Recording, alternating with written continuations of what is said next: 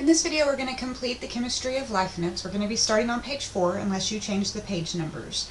To start us out, we have what are macromolecules. If you break that word down, hopefully you remember that a molecule is 2 or more atoms that have been bonded together using some of the bonds that we talked about in the previous sections of these notes, like covalent bonds. Macro just means big, so essentially macromolecule really just means big molecule. One of the things that happens when we start talking about macromolecules, which are organic molecules in relation to biology, is we have small building blocks that can be used to make larger substances. So a small building block that gets used to build larger molecules, it's called a monomer. For example, in the world of carbohydrates, the monomer is called monosaccharide, and glucose or fructose is a good example of those monomers that make it up. If you get 2 of those and then you bond them together, you get something in the carbohydrate world that's called a disaccharide. We'll talk about some specific examples of those. Now, if you get a whole bunch of those kinds of molecules and then you put them together, then in the world of carbohydrates you get a polysaccharide. So this would be the macromolecule, but it had the smaller building blocks that help to make it up. All right. So macromolecules, big molecules made out of small building blocks. Next, we are going to move to the next little slide if it will let me go. There we go. What are the 4 major classes of biological macromolecules is what you have next. Now the reason that I'm showing you a food label on this slide is that you can find 3 out of the 4 classes on a food label. So as you look at this, calories is energy, not a molecule, so that's not it. But then you come down a little bit, fat, that's an organic molecule. It's a macromolecule. And so fats or lipids, that's one of your 4 classes. So lipids. Moving on down, cholesterol is a type of fat, so that's not one of the 4 classes because it's under this as a class. Sodium is actually an element that you can find on the periodic table. So it's not a macromolecule, it's an element that can be used to build larger molecules. Same thing with potassium. Next, though, we get carbohydrates. That's our second class that we're going to be talking about in more detail in this section. Carbohydrates includes numerous different subtypes. Then we have proteins. Proteins is our third class that we're going to be talking about. The 4th class you can't find on a food label, but at least if you think about foods, you could get 3 out of the 4 types. Hopefully the 4th one you'll get into your head. But the 4th type is a nucleic acid. That's NuCleic and then acid. Next. Why is carbon so important for life? If you think back to the chemistry of carbon, carbon is in group 4 on the periodic table. Everything in group 4 has 4 valence electrons. Then you think back to the octet rule, which says that everything wants to have a full valence shell. Well, 8 is full, carbon only has 4. That means it can form bonds with up to 4 other things at the same time. That means it's a very versatile element that can combine with a whole slew of other stuff. Now the reason that I'm showing you this goofy picture here, if you were a person who watched like old school Star Trek, whenever they went to another planet, they would always be looking for carbon-based life forms. Well, that's because all life on planet Earth has carbon-based molecules within them. So carbon is a necessary element when it comes to organic molecules. Now, the other part to an organic molecule is the hydrogen. So carbon dioxide, that's CO2, that doesn't have the hydrogen in it, so it's not classified as an organic molecule. In order to be classified as organic, it must possess both carbon and hydrogen, which all 4 of our major organic molecules are going to do. Okay. Next up, what do carbohydrates typically get used for within the body? Most of the time we're going to be burning those and releasing the energy that had been stored in there, so we're going to use them as a fuel source. Now the issue here is that carbohydrates, again, they can be polysaccharides or complex carbs, or they can be the monomers. The ones that our body uses as the fuel source are the monomers. The larger carbohydrates is how we store fuel for an extended period of time. It's also what we tend to eat, but we can't absorb this as is, and we're going to kind of come back and talk about that in the next little bit. So, monosaccharides, that would again be a simple sugar. If you look at a food label, they are required to put how many sugars are on there, and they've just passed some new rules stating they even have to say how much added sugar is present in the foods that you're consuming. The most common sugar that we're going to talk about is glucose, and so if you want to think of glucose like it's one little Lego brick, that's the monomer that we can use to build more complex carbohydrates. Next, if my slide will move, there we go. Di. Anytime you see that word di or that prefix di, it means two of something. So a disaccharide is two monosaccharides that have been put together. The example that we're going to talk about there is lactose. So lactose is milk sugar. It's present in any of the dairy products that you consume unless it's been modified in some way.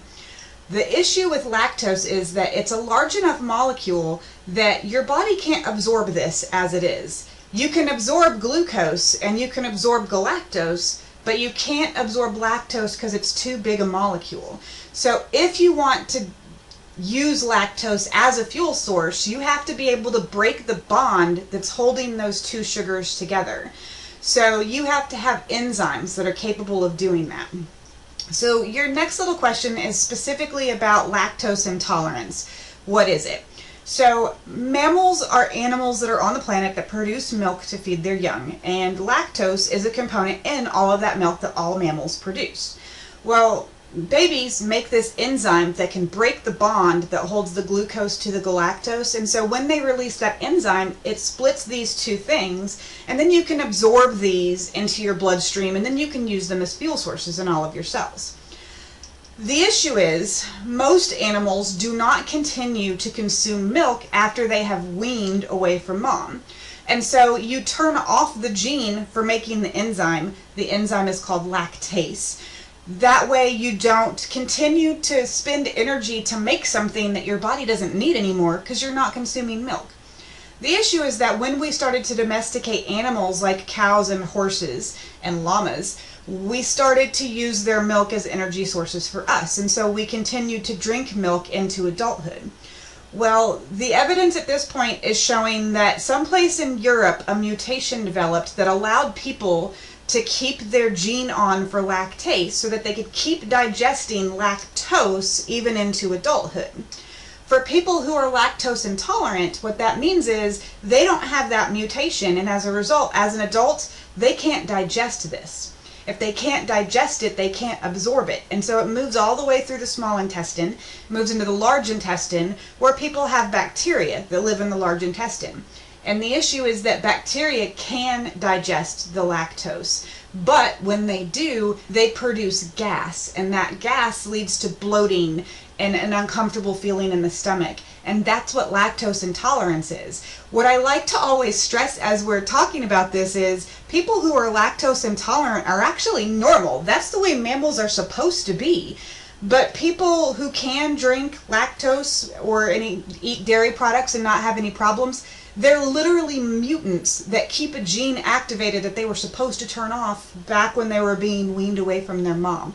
So there, if you're feeling sort of bad about yourself, lactose intolerant people, y'all are the normal ones. Us people that keep loving cheese and dairy into adulthood, we're the mutant forms. So I hope that helps you feel better about yourself. All right, next up you have what are polysaccharides. So polysaccharide is again the big giant molecule that you can get from putting a whole bunch of monosaccharides together.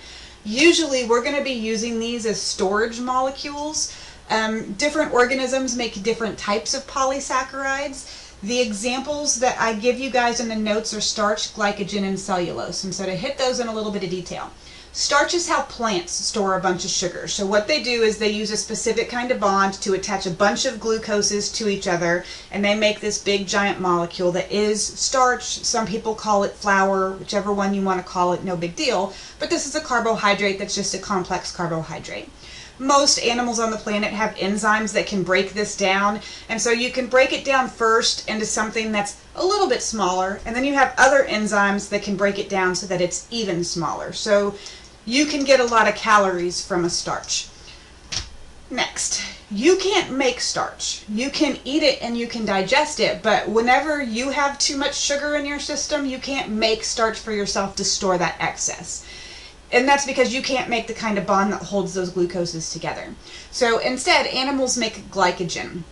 I don't know if you guys have ever consumed liver, but when you eat liver, it kind of has this almost gritty sort of a texture to it. Part of that is the liver has a bunch of glycogen stored into it, and it kind of has that gritty feel, sort of like starch does, but glycogen is your version of starch. So it's a polysaccharide that animals make to help us store our sugar. Last, cellulose. This once again goes back to plants. Some fungi do this as well. Cellulose is still a bunch of glucoses bonded together, but it's a different kind of bond that holds them all together. The bond that holds cellulose together, and I'll pull this nice little guy up again, the bond that holds them all together is different. Now, we've been talking a little bit about enzymes. The enzyme amylase is what breaks down the glucoses in starch, and animals make that. We can break that down, it's not a problem. But the bond that holds cellulose together, since it's different, it takes a different enzyme to break that down. It's called cellulase, and there's not an animal on the planet that produces cellulase. So what that means is, whenever you consume anything that's plant-based, you consume cellulose that is present in their cell walls. It passes completely through your digestive tract and comes out the other side, because even the bacteria in your gut, they have trouble digesting cellulose as well. So cellulose is fiber. You still absolutely need it in your diet. For the adult students, for the ladies, it's 25 grams per day. For the guys, it's somewhere between 30 to 32 grams per day. Fiber does a lot of good things for you, but not as a fuel source. It essentially helps to sort of scrub your colon clean to reduce your risk of colon cancer. So you still need it, even though you can't use it. It's sort of a weird dichotomy there. Let's see, after that I usually talk about, again, carbohydrates as related to the foods that we consume. What I want you guys to notice, so it lists total carbohydrates. When it says total, it means that. That's the simple sugars, the monosaccharides, which are incidentally listed here under sugars. Disaccharides are also part of sugars, and so like lactose would be here in the sugars part.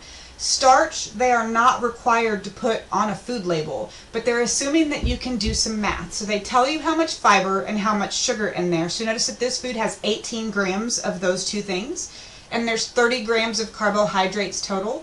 That means there's 12 grams of starch in there that they don't have to put on here, and they're assuming you can do the math for. The reason why that can be relevant is if you're a person who has diabetes, and you sit here and you read this and you go, okay, well, it only has 9 grams of sugar. That's not going to do that much to my blood sugar. You're forgetting about that starch. That starch is also going to spike your blood sugar, and that can be problematic for a diabetic. And so you got to look out for that starch as well. Okay, next up, lipids. Will they dissolve in water? No, go try it. Mix some olive oil in with some water. They don't mix together. The oil just floats on the surface. After you're done with that, you can make yourself some macaroni or spaghetti or something and have a lovely time with it. What are lipids used for in the body? They can be a fuel source as well, so you can burn lipids so that you can generate some ATP from that. But lipids have this quirk where they are worth more than twice the amount of calories per gram of both carbohydrates and proteins. For example, the carbohydrates we just finished with, they're worth 4 calories per gram. Proteins are worth 4 calories per gram. Lipids, on the other hand, are worth 9 calories per gram. That means you can actually store more energy in a smaller molecule. And so your body likes to use lipids as a long-term energy storage molecule because it weighs less and yet stores more energy at the same time. You also do need lipids to make any of your steroid hormones. That includes like the sex hormones, testosterone and estrogen. You also need lipids to make the membrane around every single cell in your body. There's bad dietary advice that runs around cyclically, and right now we seem to be focusing on carbs are bad again, but then in a couple of years it's going to be, oh, no fat diets, you don't want any fat in your diet. And what I want to point out is you need both carbohydrates and fats in your diet. You just want good forms of those things. And so when you're consuming carbohydrates, you don't want the simple sugars or the added sugars. You want those more complex carbohydrates because they're going to tend to have more vitamins and minerals that are packed in there. When it comes to the lipids, you want to completely avoid trans fat because trans fat can dramatically increase your risk of heart attack and hypertension and a number of other conditions. You want things like unsaturated fats, like again, olive oil is a pretty good source of fats that you do need for just your average health and well-being. What's the difference between saturated and unsaturated? This topic is one of those controversies when it comes to nutrition. For the last 40 years, the conventional wisdom has been that saturated fat is bad fat because it increases your risk of cardiovascular disease. Saturated fat is fat that is solid at room temperature. So if you think about the fat that's on a steak, or if you think about butter, anything that's solid at room temperature and is fat-based, it was saturated fat. Unsaturated fat, on the other hand, tends to be liquid at room temperature. These have pretty much always been considered to be healthy fats. They still are considered to be healthy fats. And so you should absolutely try to cook with unsaturated fats as often as you can. There's a bunch of good stuff in there. The issue has become the research that happened to tell us that this saturated fat was bad. As it turns out, some of the researchers who were submitting papers that were telling us that saturated fat was bad, they cherry-picked their data. They didn't have a large sample size. There were a bunch of different problems that went along with that. And the evidence that we have currently shows that saturated fat is actually not all that bad. The bad fat is something that behaves in such a way that it can stack inside your body and then form these plaques. That plaque gets stuck in your blood vessels, and that makes clots more likely to form, and it raises your blood pressure. The fats that do that are called trans fat. And so now all the evidence at this point is showing us that trans fat is bad fat that increases your risk of death. And so this is the fat that you want to avoid. And again, it's because it forms those plaques and it makes clotting more likely to happen. Trans fat is something that was created in a lab to help fats last longer on a shelf. I don't know if you guys have ever had like a bottle of olive oil that you kept out next to the stove. It gets rancid pretty quickly. And so what they would do is they would hydrogenate that fat so that it lasted longer on a shelf. But the problem is when you hydrogenate it, you turn what had been a healthy fat into trans fat, which is no longer healthy. There was this advice that came out back in the 80s that said, stop eating butter, it's going to give you a heart attack, and switch to margarine. And the problem with that advice was margarine was packed with trans fat. So after they put that advice into place, we actually saw an increase in heart disease because they were telling people to eat the very stuff that was actually problematic. So read food labels, try to make sure you're making healthy food choices. Just because you will feel better if you eat healthier foods, not to mention you can live longer if that is a goal that you have. All right, next up, phospholipids. Why are they important? You use these to make every membrane that is present around every cell and inside every cell of your body. These are modified triglycerides. The modification has been one of the glycerides has been removed and replaced with a phosphate group. So what's kind of special about phospholipids is it's one molecule that is both hydrophilic and hydrophobic at the same time. If you don't remember those words, that's it loves water and it hates water all rolled in together. The head that it's labeling as the polar head, that's the part that really likes water, and these non-polar tails, those are the parts that dislike water. They're going to arrange themselves to create the membrane that surrounds all of your cells. So super handy. You wouldn't have cells without these lipids. Next, why are steroids important? Steroids are not what you think they are. More than likely, the second I say steroids, you get this idea in your head about like people who are taking steroids to try to make themselves look bulkier. The issue, though, is that steroids are actually just lipids that are based off a three-ring structure. Cholesterol is an example of a lipid that is a steroid, and it's just because it has that structure. Any lipid that has that four-ring structure is classed as a steroid lipid. So they have a cholesterol backbone. And again, that's all the sex hormones. So estrogen, progesterone, testosterone, those are all steroid hormones. And if you don't get enough fat in your diet, you can't make those hormones. You also have a bunch of vitamins that are fat-based vitamins. They're called fat-soluble vitamins, like vitamin D. You couldn't make vitamin D if you didn't have that cholesterol already in your system. So once again, you don't want to avoid these things. That is, again, completely separate that in your head from bodybuilder steroids and think of cholesterol when you think of steroid. Next, what are proteins usually used for in the body is what you guys have next. I'm going to skip through that too. Basically everything. Proteins can be used as a fuel source. You can use them as an energy storage form, although your body would prefer not to. You can use them to transport stuff around the body. You can use them for immunity. You can use them for contractile forces. In other words, you can do it for movement. So if you can think of a function that you have in your body, it's probably a protein that does it. These are critically important molecules that your body absolutely must have, or you die pretty quick. What are enzymes? Enzymes are usually made out of proteins, which is why we're talking about them here. I have already alluded to them before when we were talking about lactose and lactose intolerance. Enzymes just help speed up chemical reactions. So just as a reminder, when we were talking about lactose, the disaccharide, you needed the enzyme lactase to break that bond and separate the two monosaccharides from each other. So the enzyme just sped that process up and allowed it to happen faster. For anybody who is lactose intolerant, when you buy milk like Lactaid, it's been essentially pre-digested for you. They've treated it with lactase to break down the lactose so that you don't have a problem with that anymore. So they've enzymatically treated it. Hormones, what are they? Hormones are chemicals that are released by the endocrine system that help you regulate your homeostatic mechanisms. Hormones come in two classes. We've got the steroid class that we mentioned earlier, estrogen, testosterone. But you also have some hormones that are protein-based. Probably the only one that you guys have heard of is the insulin that I'm showing you a picture of here. So hormones aren't just one kind of molecule. They can be either protein-based or they can be lipid-based. Next, denaturation.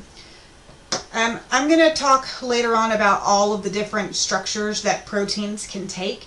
If you change the structure, you denature it. Essentially, when I say denature, I want you to think broken. Because if you denature a protein, it's broken and it no longer carries out the function it was meant to do. So here's the reason for the egg. Hopefully, if you know anything about nutrition, you know that eggs are a pretty decent source of protein. The egg white is made out of a protein called albumin. When that albumin is in its natural shape, I want you to think about what the egg white looks like. It's liquid, it's kind of yellowish, oxygen and carbon dioxide can diffuse across it. It has a function and it can do its job.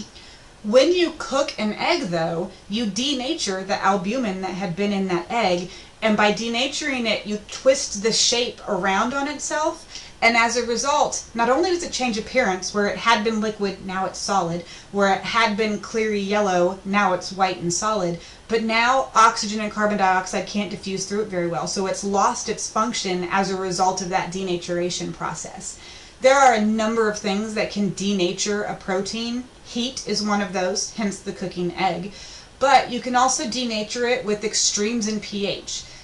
I don't know if you guys have ever tried just like squirting lemon juice on chicken or on fish, but it kind of cooks the chicken or fish, because when you cook it, you're denaturing the proteins, and lemon juice is a very strong acid, and so that actually denatures the proteins even without heat. So extremes in pH can do it as well. Let's see. What are proteins made of? So once again, I'm going to pull out my lovely little building blocks. The monomer that makes up a protein is called an amino acid. If you put a couple of them together, you get a peptide. If you put a bunch of them together, you get a polypeptide. So a polypeptide is just a string of amino acids. So, string of amino acids. I mentioned earlier proteins have to have a very specific shape. There's 4 different levels that are possible when it comes to proteins. The string of the amino acids is what's known as the primary structure. There's 20 different amino acids. There's 26 letters in the alphabet. You know you can take those 26 letters of the alphabet and string them together to make a whole bunch of different kinds of sentences. Same thing works when it comes to proteins. The order that you string the amino acids can make a bunch of different proteins. The primary structure is genetically determined, so your DNA tells you what your primary structure is supposed to be. Secondary structure you have 2 options for. You can either twist the polypeptide to make like a telephone cord sort of a thing, that's called an alpha helix, or you can fold it back on itself multiple times. That creates a beta pleated sheet. That's the secondary structure. So you either twist it or you fold it. You're starting to give it a shape that's going to give it a very specific function. Next, for tertiary structure, you take what you've already twisted and folded and you give it a specific 3-dimensional shape, like so. Sometimes this is a complete protein, like insulin only goes as far as tertiary structure and it doesn't have any other levels. In this state, it can bind to glucose, and well, it actually binds to a receptor, but when it binds to the receptor, it allows glucose to pass into the cell, and that's how it lowers your blood sugar level. So this is a functional protein for some of the smaller ones. But you have some proteins that are more complicated than that. And those can get to be what's known as the quaternary structure. And now I realize I should have grabbed a second pipe cleaner. But imagine I had a second pipe cleaner. You take two different polypeptides and you put them together so that now you have a quaternary structure. By doing this, you've usually increased the efficiency of that protein. So in the picture right here, this is your primary structure. It's just the order of the amino acids. You could twist it or fold it to make the secondary structure. You could give it a three-dimensional shape to make the tertiary structure. Get a couple of those together to make the quaternary structure. This is functional hemoglobin. Probably at some point in high school you heard about the disease sickle cell anemia. That results from a mutation in the DNA which ends up changing one of the amino acids within the primary structure. Because you change that one thing, it can't twist and fold right, it can't have the right tertiary structure, and then the quaternary structure is broken, and as a result, people with sickle cell anemia can't transport oxygen like they're supposed to. So the moral of the story here is that all of these have to be exactly right in order for a protein to work, and if any of them are wrong, that protein is denatured, and as a result, there's something that you can't do. Next, the very last of the organic molecules, nucleic acid. What's it used for in our bodies? We use it to store the information to make proteins, and so it's necessary for protein synthesis. What are the two types? DNA, which stands for deoxyribonucleic acid, and RNA, which stands for ribonucleic acid. What are they made of? The monomer that makes nucleic acids, or the one Lego building block, it's called a nucleotide. This is the basic structure of a nucleotide. You have a phosphate group, a pentose sugar, which is either ribose or deoxyribose, and then a nitrogen-containing base, which that's what makes the letters that you might remember from high school, the A's, G's, T's, and C's. This is the part that's different between all of the different nucleotides.